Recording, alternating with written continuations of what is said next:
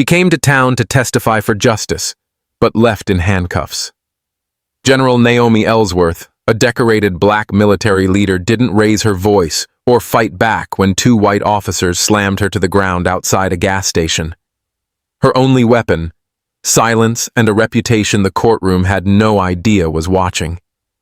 What happens when a nation's top defense leader finds out his general's been publicly humiliated? Would you stay quiet if the system tried to break your dignity? If this story moves you, already don't forget to like, share, and subscribe for more powerful stories like this. Now let's step into the courtroom where it all unfolded. Naomi Ellsworth drove with both hands steady on the wheel, her eyes calm but focused. The small highway curved gently through thick pines, and the early morning sun slid across her windshield like a whisper. She wore a navy blue hoodie and jeans, ordinary and forgettable, but the woman underneath was anything but. She wasn't here to be seen. Just a quick stop in Mosswood on the way to fulfill a personal promise. No fanfare, no uniform, no announcement, just a quiet drive. The gas station sat alone on the edge of town, a squat building with fading red trim, and one pump still wrapped in caution tape. Naomi pulled in slowly, parked beside the pump, and stepped out without a word. Her movements were practiced, efficient, almost graceful in how little space she took up. Inside, behind the register, stood Paula, a white woman in her 50s with sharp eyes and a tighter grip on suspicion than on facts. Paula watched Naomi enter and immediately felt a knot in her stomach, not from any danger but from a reflex she had never thought to question. A black woman, alone, unfamiliar, dressed down. She didn't belong here, not in Mosswood, not in Paula's version of it. Naomi said a soft, "Good morning," took a bottle of water from the cooler and set it down gently beside the register. Paula gave a thin smile and barely met her eyes. Naomi paid in cash, nothing unusual, nothing threatening, nothing that made sense for what happened next. As Naomi walked back to her car, Paula reached for the phone. "Yes, I'd like to report something suspicious," she said, her voice low but urgent. "Yeah, she's just standing out there, just staring. I don't know, it feels off. You should send someone, quickly." Naomi hadn't seen Paula's eyes follow her out, hadn't noticed the way the phone cord twitched behind the window. She simply opened her door, stepped inside, and placed both hands back on the wheel as she always did. A woman of discipline, of order. She took a slow sip of water and checked her map again. She was still early. She could take her time, but time had other plans. Across the street in a faded pickup, a man leaned forward in his seat staring. He didn't know who she was either. He just knew he hadn't seen her before. That was enough. Beside the entrance, a small boy tugged at his mother's sleeve, asking who the lady was. The mother didn't answer. Naomi took a breath. She had seen these towns before. Places where silence carried judgment, where blackness wore suspicion like a second skin. Places where your skin walked in before you did. The morning air shifted. A breeze swept through the lot, carrying the faint scent of pine, and something else, a stillness like the quiet before a storm. Inside the patrol car, now speeding down the street, Officer Delaney tapped the siren.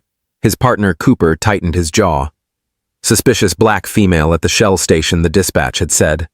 That was enough. Naomi didn't flinch as the sound grew louder. She simply set her water down in the cup holder and rested her palms on her lap. They still didn't know who she was. They didn't know the woman in that car had spent 3 decades commanding the world's most elite soldiers. That she had planned rescue missions from war zones, led units through the chaos of desert nights, and stood before Congress wearing a uniform lined with stars. They only saw what Paula told them to see, and by the time they reached her, the assumptions were already locked in place. But Naomi Ellsworth wasn't here to prove anything. Not yet. She had come to Mosswood for a quiet promise. They were about to turn it into a storm, and the woman they were preparing to drag out of that car, she could summon an army with a single call. The patrol car did not slow down as it turned sharply into the gas station lot. Its tires scraped the pavement with a high, abrupt squeal that made a few heads turn. Officer Delaney stepped out first, eyes scanning quickly, hand already hovering near his belt. He did not greet anyone. He did not assess. He just walked like he had already made up his mind. Officer Cooper followed close behind, eyes locked on Naomi like he was sizing up a threat. Naomi saw them through her rearview mirror. She did not panic. She did not even move right away. She calmly rolled down the window and turned her head, her voice steady like someone used to giving orders under pressure. "Good morning, officers. I am Major General Naomi Ellsworth. Is there a—" "Ma'am, step out of this vehicle now." Delaney cut her off sharply. No questions. No explanation. Just authority swinging like a hammer. Naomi stayed calm. She had seen this before abroad in unstable territories where law showed up with guns drawn and fear painted on their faces. But she had not expected it here. Not on her own soil. Not in uniform or out of it. "I am just identifying myself as an active-duty military officer," she said, slowly reaching into her jacket. "You are welcome to verify my credentials."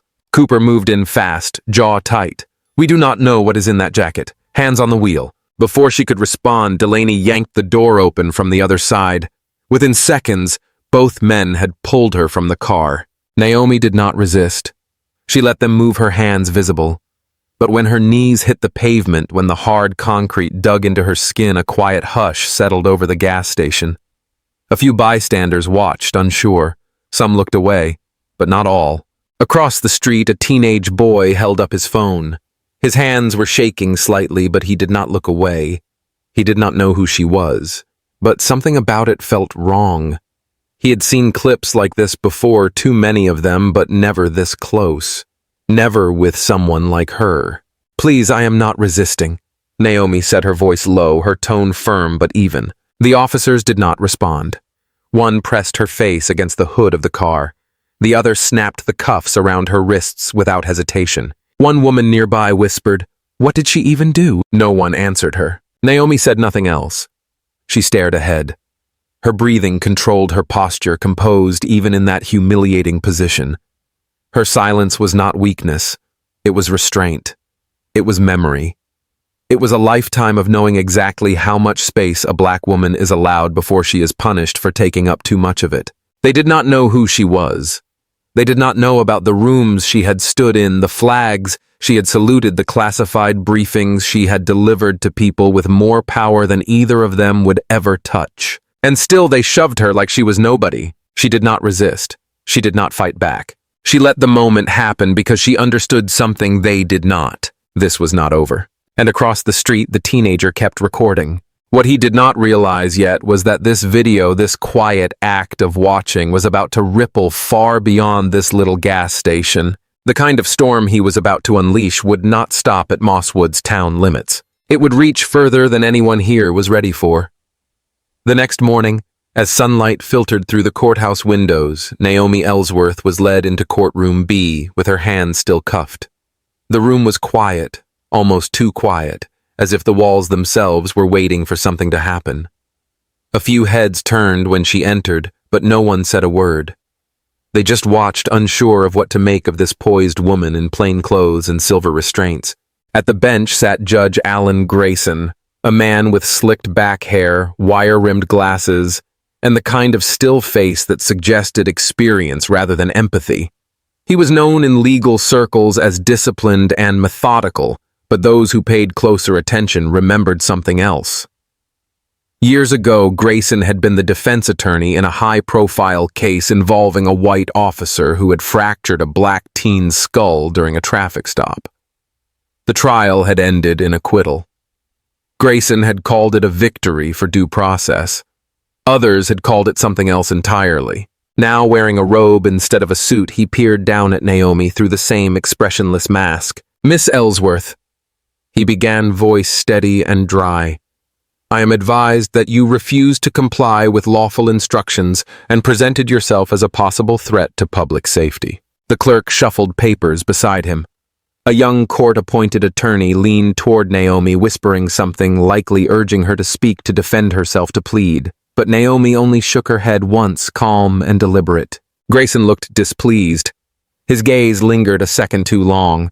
He was not used to silence, especially not from defendants who fit her profile, especially not from black women who stared back without fear. The officer on the record stated that the defendant failed to provide clear identification and resisted initial questioning. Grayson continued reading from the sheet in front of him. As such, I see no immediate grounds to dismiss the charges at this time.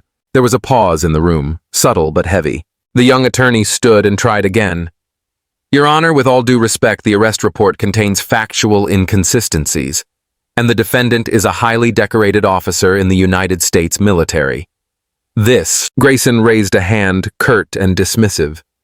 Counsel, unless you have actual evidence that contradicts the police report, I suggest you save the courtroom's time. The attorney froze, then slowly sat back down. Naomi remained seated, her posture impeccable. She did not flinch. She did not frown. If anything, her stillness was sharper than any outburst could have been, and perhaps that was what made it so unsettling, because the people in that room, whether they admitted it or not, began to sense something strange. It was not just about what was happening to her. It was about how she carried it. Not like a victim, not like someone broken, but like someone waiting.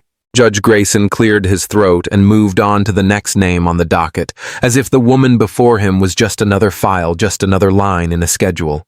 But his eyes flickered back to her one more time, just briefly, and when they did, there was the faintest shift in his composure.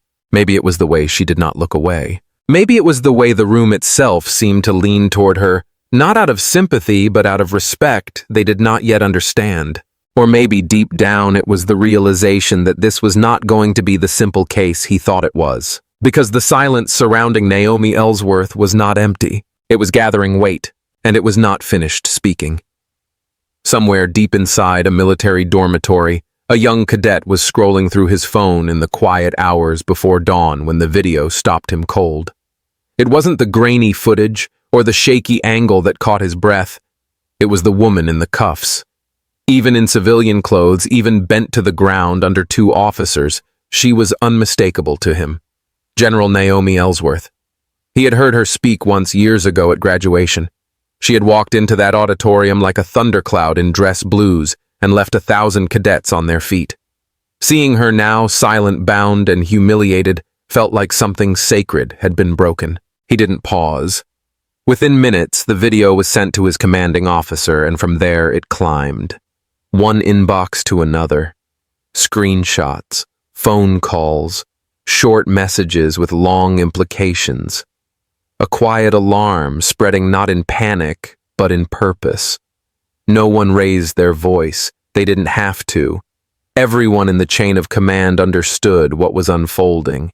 This wasn't just a civilian mistreatment. This was a 4-star general, a decorated war hero, someone whose silence in that courtroom was now echoing through military bases coast to coast. By mid-morning, the matter had reached the office of the Joint Chiefs. A brief exchange, a nod, and the information was passed on again. Not with sirens, not with threats, but with the kind of weight that changes tone in a room. A pause in breath, a glance exchanged. Then a phone was handed to the Secretary of Defense. He listened without interrupting. One of his aides repeated the details carefully, as if choosing the wrong word might shift the earth. A civilian arrest. Alleged suspicion. Video evidence. Local courthouse. General Ellsworth. The secretary didn't ask for clarification. He simply asked, "Where is she now?" Meanwhile, back in Mosswood, Naomi sat in a small holding room behind the courthouse, her hands resting in her lap, eyes closed, posture still. The fluorescent light overhead hummed low. Somewhere down the corridor, a bailiff coughed. No one had updated her on anything. No lawyer had returned. No apology had been offered. But she wasn't waiting for one. The silence around her wasn't empty. It was composed. It was purposeful. She wasn't planning revenge. She wasn't rehearsing a speech. She was simply holding her ground in the most powerful way she knew, by not giving them the satisfaction of seeing her shaken. Back in Washington, the gears continued turning. Naomi's name was not just a name. It was legacy. It was a standard. People who had served under her remembered the way she looked at you, not through you. Officers who had disagreed with her still respected her. Those who hadn't even met her knew her file. It was whispered through the halls like a spine made of citations, sacrifices, and steel. Now that name was tethered to a video that millions were beginning to see. But inside the system, long before the public outrage, the military had already started moving, not in chaos, but in coordination. Quiet orders were drafted, a team was assembled, not to rescue her, not to protect her, but to make clear to everyone in that courtroom, in that town, in that system, that this woman did not stand alone.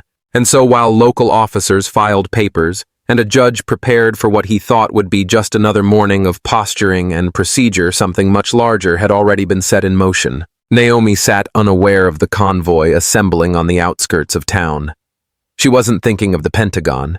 She wasn't thinking of consequences.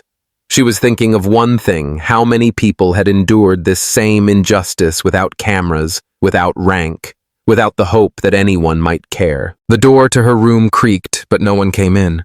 Somewhere down the hallway, footsteps echoed. She kept her eyes closed. Outside, a message had already been sent, not in anger, but in resolve. The system that had tried to silence her was about to feel the quiet force of every uniform that had ever stood behind her. The sun had barely climbed above the courthouse roof when the rumble of engines echoed down Main Street. It started as a faint vibration, the kind you feel in your chest before your ears can make sense of it. Then the first military vehicle turned the corner. Matte black, no markings, windows tinted like ink. Behind it, another, then another. The convoy didn't race. It moved with the unspoken gravity of men and women who were not arriving to ask questions. They were arriving to set things straight. Inside the Mosswood courthouse, the usual morning shuffle came to a standstill. Secretaries glanced up from their desks. A bailiff moved toward the front windows, then froze as he counted the number of vehicles pulling in. No sirens, no shouting, just a presence that felt heavier than anything that town had ever seen. In the lead vehicle, Lieutenant Colonel Mosley adjusted his uniform, straightened his collar, and glanced toward the two legal officers beside him. They gave no speeches, no last-minute reminders. They had their orders. They had the facts. And they had the full weight of the Department of Defense behind every step they were about to take. As Mosley walked up the courthouse steps, people outside stopped to stare. Some instinctively moved out of his way, not because of his rank, not even because of the uniform, but because of the quiet intensity in his eyes. He wasn't here for ceremony. He was here because someone had crossed a line. Upstairs, Judge Grayson was sipping lukewarm coffee when an aide knocked on his door and handed him a folded note. He read it quickly, then crumpled it and tossed it aside without a word. A military presence was expected, the note had said. He shrugged it off. Let them come. This was his courtroom. Back in the hallway, Mosley and his team reached the main doors and paused. There was no need to announce themselves. As they stepped inside, the air seemed to shift. A bailiff rushed to notify the judge, whispering urgently into his ear just moments before the courtroom doors creaked open. Everyone turned. Cooper, sitting near the front, went rigid. His jaw tightened. Sweat broke across his brow in an instant. He recognized Mosley. Not just the man, but everything he stood for. The kind of officer who didn't bend, didn't bluff, and certainly didn't show up for show. If Mosley was here, this was no longer just a misunderstanding. This was about to become something much bigger than any of them had prepared for. Then came the moment no one would forget. Naomi Ellsworth was brought into the courtroom, wrists still in cuffs. Her uniform absent, her expression unchanged. The room fell quiet as she entered. Not a courtroom quiet, not a gavel quiet, but the kind of hush that comes when everyone realizes they may have just made the worst mistake of their careers. Naomi didn't glance around. She didn't meet anyone's eyes. She walked as if the weight on her shoulders was nothing new. Because it wasn't. She had walked through minefields, led missions no one else dared to lead, and stood in war rooms where lives were balanced on inches. This courtroom, this moment was not where her power ended. It was where it would be revealed. Grayson straightened his robe, trying to maintain his authority, but even he felt it now. The tension had shifted. The power was no longer his to wield freely. There was something larger in the room now, something quieter than outrage, but louder than any protest. The silent arrival of men and women who had come not to make a scene, but to watch carefully, to listen deeply, and to record every decision that would follow. Mosley took a seat without asking permission, flanked by his legal team. They did not look at the judge. They looked at Naomi. And for the first time since this all began, the courtroom belonged to her. The footage, shaky and grainy, made its way across the internet like a fire that refused to be put out. By midday, it was everywhere. The image of a proud black woman, calm and handcuffed in civilian clothes, her dignity unshaken, even as she was shoved by officers who never once listened, struck a nerve across the country. People did not need a headline to tell them what they were seeing. They felt it. Veterans recognized her almost instantly. "That's Naomi Ellsworth," said one retired Marine, his voice trembling with disbelief during a call-in radio show. "I saw her carry 3 wounded men on her back through a minefield in Afghanistan. That woman is a hero. And now she's being paraded in cuffs like a criminal." Talk shows exploded with outrage and reflection. The usually composed host of the morning roundtable paused mid-broadcast, eyes focused and somber. "This is not just another video. This is a reckoning. That woman has 4 stars on her shoulder. She led the Pacific Command. And today, 2 local officers thought her silence meant weakness. Within hours, her military record was being read on air. Silver Star, Bronze Star with Valor, Purple Heart, command citations. And then came the photos. Her saluting the flag at Arlington, embracing soldiers in rain-soaked combat gear, standing shoulder to shoulder with generals from allied nations. All of it clashed violently with the grainy image of her being shoved into a squad car. Outside the courthouse, people began to gather. Not with shouts or signs at first, but with silence. Veterans in full uniform, young black students holding printed photos of Naomi. A few held candles even though it was still broad daylight. Some wept. Inside, the mood shifted. The video had pierced the walls of the courtroom. You could feel it in the way the bailiffs moved, in the way the reporters whispered more urgently. Cooper, once smug and firm, now looked like a man waiting for something to collapse. And then came the news that poured gasoline on the fire. A clip surfaced from 6 months prior, buried in a disciplinary file that never made it to court. Officer Cooper had once been investigated for using excessive force on a young black cadet during a traffic stop. Though no charges were filed, the footage was quietly sealed until now. The cadet, now a second lieutenant, shared his story online with the caption, "I wasn't the first. She won't be the last." By late afternoon, protesters filled the steps of the courthouse. The mayor's office issued a statement calling for an investigation. A retired general tweeted, "This woman gave her life to protect this country. Is this how we protect her?" News vans lined the blocks. Reporters broadcast live from every angle. One commentator said, "We're not just watching a trial. We're watching the country ask itself what it truly stands for." But through all of it, Naomi remained silent, seated beside her court-appointed lawyer, her hands resting calmly in her lap. She hadn't given a statement, hadn't pleaded her case. She didn't need to. Her story was already speaking louder than anything she could say. Inside, the weight of public pressure began to press on the very walls of the courtroom. Grayson's robe suddenly looked heavier. The prosecutor stumbled more than once in his phrasing.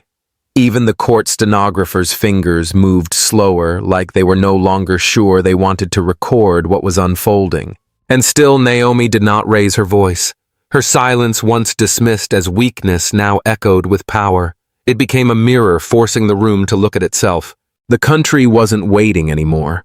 It was responding, and the ground beneath that courthouse was beginning to shift. The courtroom was too quiet for a day this loud. Outside, protests had already begun, forming a wall of voices, but inside, Judge Grayson tried to pretend that noise did not exist. He entered the room with the same stale confidence he always wore, adjusted his robe, and gavelled in the hearing like this was just another routine matter before his bench. Naomi was brought in, hands cuffed, her eyes steady but unreadable. She did not scan the room. She did not shift. She simply sat down like the storm around her was not loud enough to bother her peace. Grayson cleared his throat. "Let's begin, shall we, Miss Ellsworth?" "That's General Ellsworth," came a voice from the back. Heads turned. Colonel Mosley had spoken before he could stop himself. He stood tall, flanked by two military legal officers, and his tone was sharp but respectful. Still, it cut through the courtroom like glass on marble. Grayson did not look up. "Colonel Mosley, this court is not under military command. Please remain seated." "I'm aware," Mosley said calmly. "But I also believe this court deserves to know exactly who is being tried here. A decorated 4-star general who once pulled 6 soldiers from burning wreckage in Kandahar doesn't just get arrested at a gas station without cause." There was a short silence, but it felt like the entire room had inhaled. Colonel Grayson said without raising his voice, "You'll be removed if you speak again out of turn." Mosley sat down, not in defeat, but with a look that said this was far from over. Rachel Knox, the district attorney, stood next. Her posture was confident, but her eyes betrayed uncertainty. She shuffled through Naomi's file like she had done it 100 times, but this time, something felt different. Her fingers paused over a page listing Naomi's medals, then flipped past it with a breath that lingered longer than usual. "We are proceeding with charges related to disorderly conduct and failure to comply with officers," Knox said. But even she did not sound convinced anymore. Naomi turned to face her, not with anger, not even with defiance, but with something far more unsettling clarity. "I complied," she said, her voice low and deliberate. "You simply didn't see it." Grayson slammed his gavel. "Ms. Ellsworth, you are not authorized to speak unless questioned directly." Naomi did not flinch. "Then question me." The judge froze for half a beat. "Your behavior was disruptive and alarming to local officers. That is enough cause. To be dragged to the ground, cuffed and accused," she asked. "For fueling up my car." The officers perceived a threat. "No," she interrupted, and this time the shift in the room was palpable. "They perceived my skin." Gasps rippled through the gallery. A young veteran in uniform lowered his head. One of the reporters scribbled faster. Grayson's voice tightened. "This is not a debate on race, Ms. Ellsworth." "It always is," she replied. "The problem is you've just grown used to pretending it's not." The silence afterward was not the kind that followed order. It was the kind that followed revelation. Grayson tried to move past it. "Ms. Knox, proceed." But Knox hesitated. She looked again at Naomi's file, at the list of decorations longer than any resume she had seen. Her lips parted, then closed. Her hands trembled ever so slightly as she set the papers down. "Your Honor," she said quietly, I need a moment." "No, you don't," Grayson snapped. "This court will not be delayed by theatrics." Mosley rose again. "Then perhaps the court should be delayed by facts." The judge slammed the gavel a second time. "That's enough. This court is proceeding under the authority of—" "What authority?" Naomi said, her voice cutting clean. "The authority that allows a judge to ignore credentials, service, and dignity, simply because he's uncomfortable facing what this arrest says about his system." Grayson stood now visibly shaken. "You are dangerously close to contempt." "I've lived in the contempt of this country my whole life," she replied, "and I still served it." That was the moment no one in the room would forget. Even the bailiff took a step back. Knox sat down. She no longer had words. The gallery was still. Not silent, but stunned. As if something heavy had shifted, not with noise, but with weight. As if people realized that the story unfolding in front of them was not just a hearing, it was a reckoning. And Grayson, once so composed, seemed to shrink ever so slightly behind his bench. His fingers gripped the wood as if to hold on to whatever order he thought remained. But order had left the room. Truth had entered instead. The trial had already begun, and she was not the one on it. Ust. As the tension in the courtroom threatened to snap, a door at the side of the gallery cracked open, and a court officer hurried toward the bench with a look that betrayed urgency. She leaned in to whisper something to Judge Grayson, and whatever words she spoke made his entire posture shift. His mouth tightened. His hands froze. Then, without explanation, he stood and stepped out through the side door behind the bench, leaving a room full of eyes chasing after his exit. People glanced at one another, unsure of what they had just witnessed. Even Colonel Mosley looked briefly puzzled, as did Rachel Knox. Naomi, however, didn't move. She simply waited, her gaze fixed on the same space in front of her, as though she had known something was coming all along. Behind the closed door, Grayson stood face to face with something far greater than himself. On the screen of the court's secure landline blinking in red was the name of the Secretary of Defense. Not an aide, not a representative, the Secretary himself. Grayson hesitated for only a moment before answering, but what followed was not a conversation. It was a statement of intent, sharp and uncompromising. Judge Grayson came, the voice calm but unshakable. "You will end this hearing immediately. You will vacate the charges. You will return to that courtroom and issue a public apology to General Naomi Ellsworth for what she has endured under your jurisdiction. And you will do so without delay or qualification." Is that understood? Grayson, who had commanded many courtrooms, suddenly found himself with no ground to stand on. I don't think you fully understand the context, he started, but the voice on the other end cut him off. "I understand exactly what I'm looking at. A 4-star general arrested without cause, footage broadcast across the country. A courtroom treating a decorated veteran like a criminal while the public watches. You're not in control of this anymore. That gavel of yours.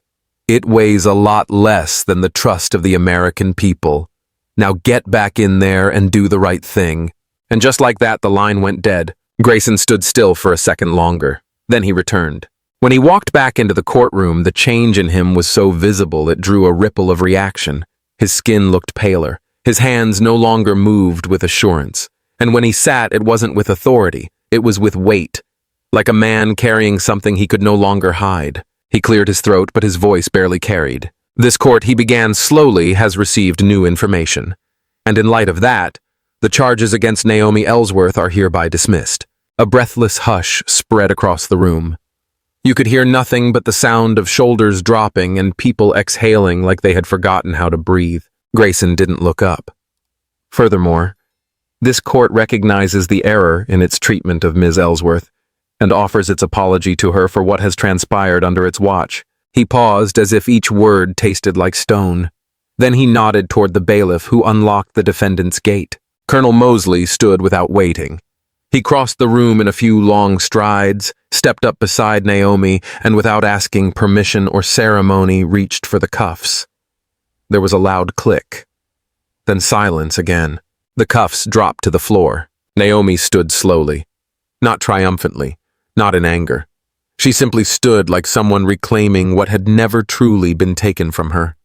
Her head held high, her shoulders steady. And as she turned to walk back toward the gallery, people instinctively stepped out of her way, not out of fear, but out of recognition, out of awe. Somewhere near the back, the teenager who had filmed the original footage let out a stunned whisper. She didn't say a single word in her defense. A woman beside him answered, "She didn't have to. Everyone else did it for her." The moment hung in the air like a hymn no one dared interrupt. Even Rachel Knox, who had built a career around closing arguments, said nothing. She simply looked at Naomi, then lowered her eyes. Grayson, still sitting at his bench, looked as if he had aged a decade in 5 minutes. Whatever sense of superiority had once clung to him had now melted into something that looked like regret. Outside, the noise from the protests swelled again, this time with a different tone.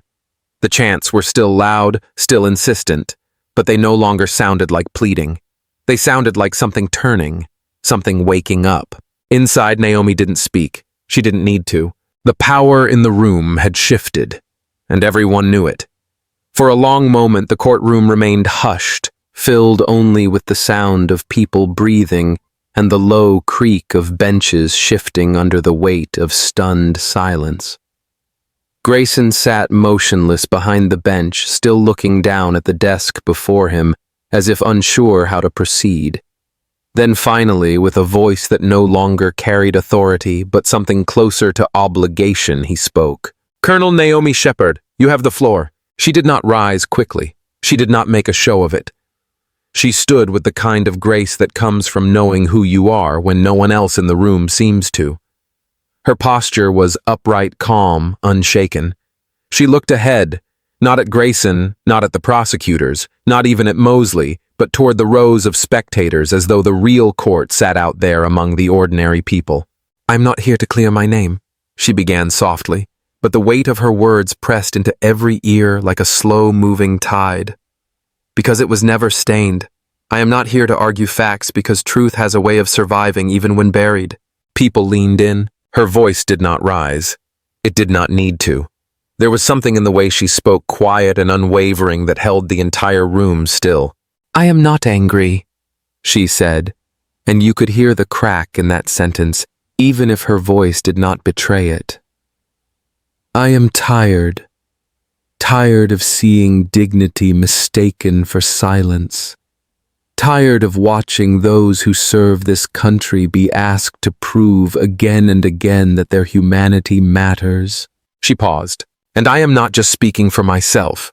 I am speaking for the countless others who never got to stand in a courtroom, who were never recorded, whose uniforms did not protect them, whose medals did not shield them, who were stopped, searched, sentenced, or silenced long before anyone thought to ask them who they were." Her hands remained at her sides. She was not gesturing. She was not performing. She was remembering. "In this very room," she continued, "someone called me a problem, a disruption.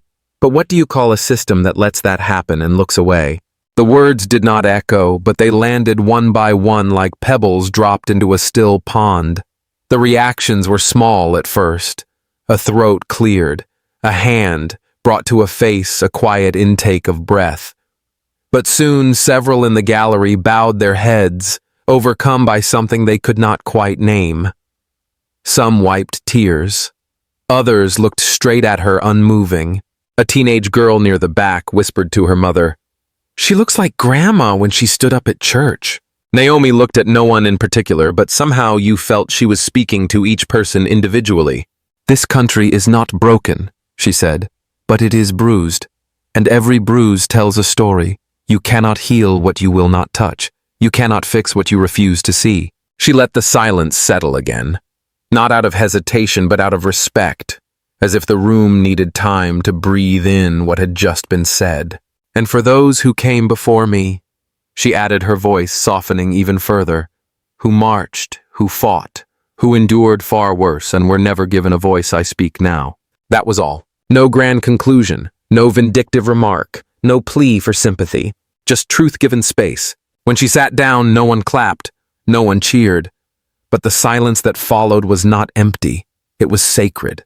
And in that silence, the walls of that courtroom felt less like stone and more like memory. This story speaks to something deeper than headlines or courtrooms. It reminds us of the quiet power in standing your ground with dignity. Naomi's journey is not just hers alone. It echoes the struggles of so many who are overlooked, unheard, and underestimated. But today, we remembered them. If this story touched your heart, please give it a like. Share it with someone who believes in justice, in courage, in change. And subscribe to Mr. Mac's Stories so you can be part of a growing community that values truth and humanity in every voice we share. Your support gives our creative team the strength to keep going. With every share and every subscriber, you help bring light to the stories that matter most. Thank you for listening. Some stories fade, but the ones we carry together stay with us forever. Because sometimes the most powerful protest is simply choosing to stand tall, even when the world expects you to kneel.